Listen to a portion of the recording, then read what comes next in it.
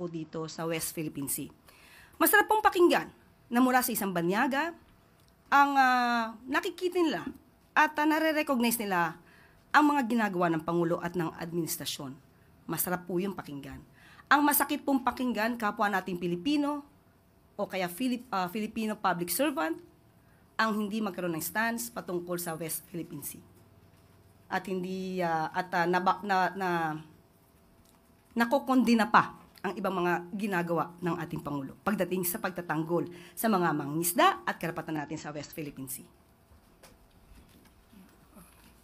On another topic naman po, yung Duterte's lead counsel, Nicholas Kaufman, had an interview po sa The Hague kahapon, kung saan tinanong siya about the statement of Justice Secretary Boying Remulla na tiniturn over na raw nila sa ICC yung investigation ng drug war dahil po may mga na-destroy na evidence dito sa Pilipinas, so they could no longer push through with the investigation. But ang sabi ni Kaufman is, what I do know is that my client, former President Duterte, had nothing to do with destroying any evidence in relation to the drug war. Ano po ang komento ng Palace dito? So, if that what he knows, then so be it. Yun siguro yung kwento sa kanya. Kaya yun lang din ang lalabas sa kanya mga pananalita. Pero may mga follow-up lang doon sa question na yun. May mga nakarating po sa palasyo na yung drug war evidence ay mga nasira na rin po or hindi na talaga may investigahan din based on mga pinasang impormasyon sa palasyo.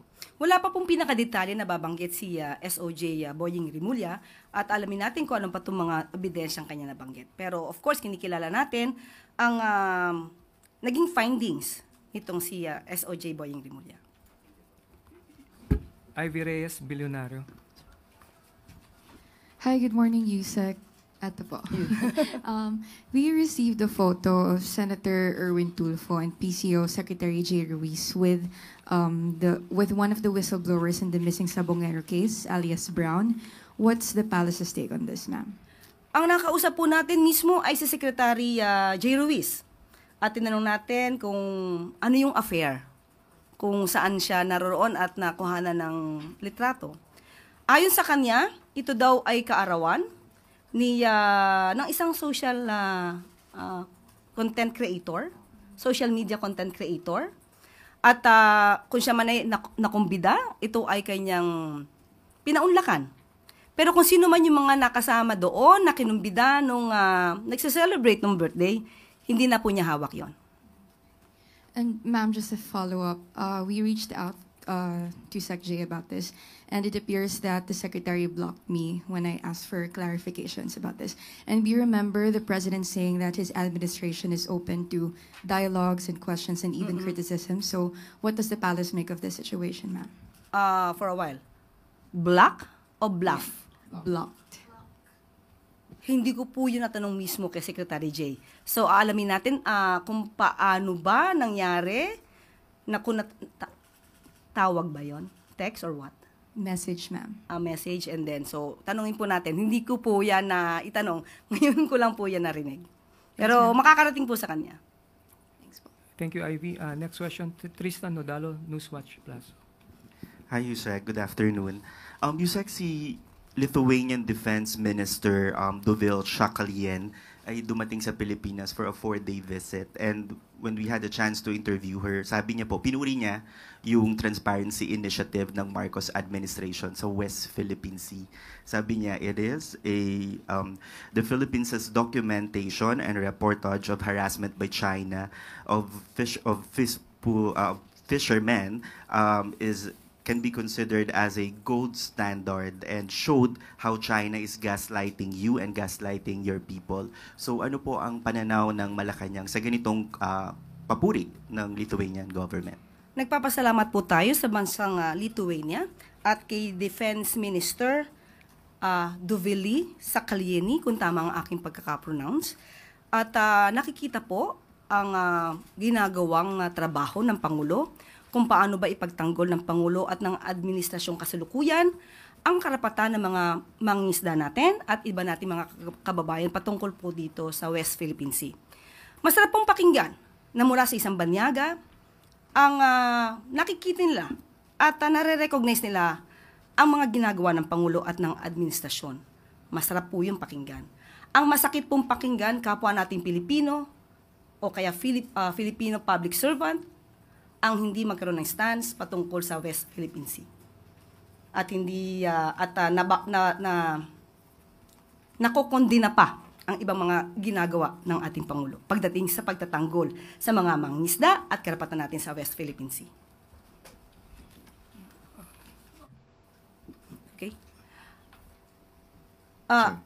Ivan? Sorry, if I may. Mm. Yung hingi lang po ako na update, baka meron po tayong announcements on resignations that have been accepted. Baka may update po kayo. Yes, meron po tayong update. Tinanggap na po ang resignation ni Miss Ana Puod. At yung pangako ko sa iyo tungkol sa gusto natin pag-graduate at makapunta sa upper middle income country, nakapagbigay na po ng mensahe sa atin. At isi-share ko na lang siguro sa iyo mamaya. Isa lamang dito, ibubuot ko na lamang, ang gagawin ng pamahalaan ay lalong palakasin ang macroeconomic foundation at ipagpatuloy pa po ang mga reforma sa infrastructure, education, innovation at digitalization. Pati na po ang ease of doing business like the Create More Act. Pati po ang PPP or Public-Private Partnership Code. So makaasa po tayo na magiging positibo tayo para po makamit natin at makarating po tayo sa upper middle income group. Thank Sa you. panahon po ni Pangulong Marcos Jr. Thank you, Ivan. Harley Valvena, PTV4. Hi, good afternoon, Yusek.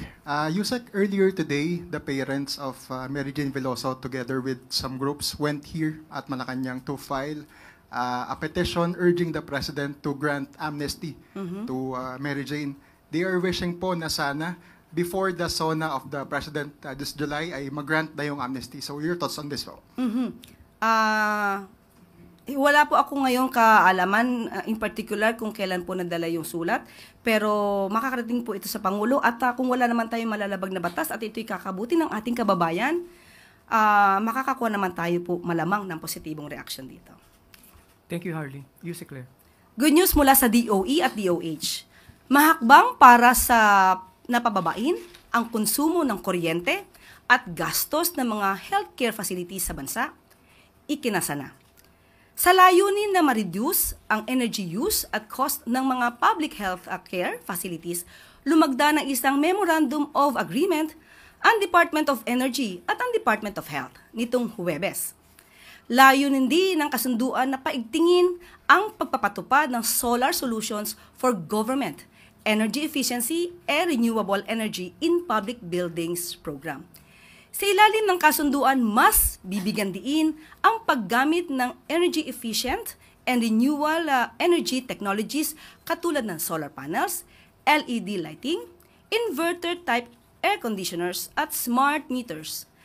Ayon din ito sa Government Energy Management Program na target ang 10% cut na sa electricity and fuel consumption sa lahat ng mga government buildings. Magbibigay ng libreng technical assistance at equipment installation ang DOE. Samantalang ang DOH naman ang mag-a-assign ng coordinations sa bawat pasilidad para masiguro ang maayos na implementasyon ng programa.